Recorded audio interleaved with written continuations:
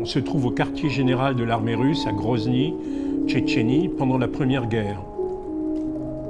Je fais un travail personnel depuis plusieurs années sur les minorités dans l'ex-monde communiste. Et la Tchétchénie, les Tchétchènes en révolte, sont parmi la liste de mes minorités que je vais aller photographier.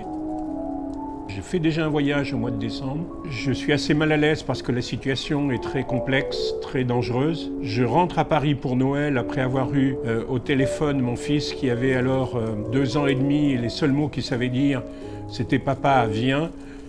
Et je me dis c'est trop bête, il faut que j'y retourne. Et j'y retourne au mois de janvier où la situation est de plus en plus confuse, avec vraiment la peur au ventre. Je suis seul, je ne travaille pas pour un journal. C'est pour un projet personnel, c'est un côté c'est un peu de la folie.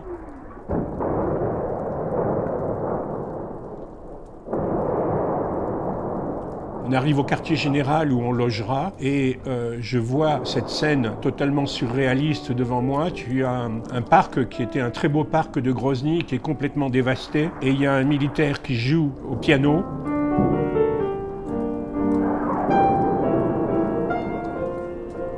Il fait froid, il y a de la neige, la nuit tombe, je fais 2 images, j'arrive au bout de mon film, je rembobine, je remets un autre film et là je n'ai plus de lumière.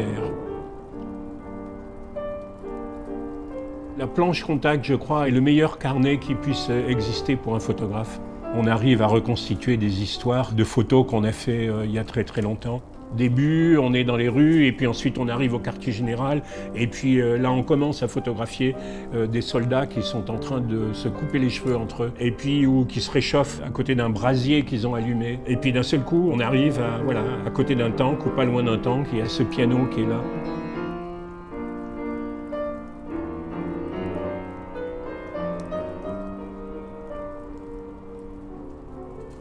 Ils avaient dû trouver ce piano peut-être dans un des appartements où ils logeaient, et puis ils l'ont sorti. Il ne faut pas oublier qu'on sort de l'Union soviétique. L'Union soviétique où il y avait une politique culturelle qui était quand même assez importante. La musique était très importante chez les Slaves, dans les peuples de l'Est. L'URSS n'existe plus, mais il y a quand même encore cette culture musicale qui, j'espère, ne disparaîtra pas.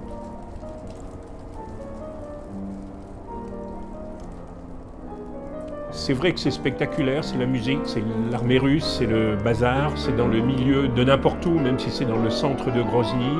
Il y a toujours quelque chose qui fait qu'on se souvient d'un sujet, d'une trame, au travers d'un événement.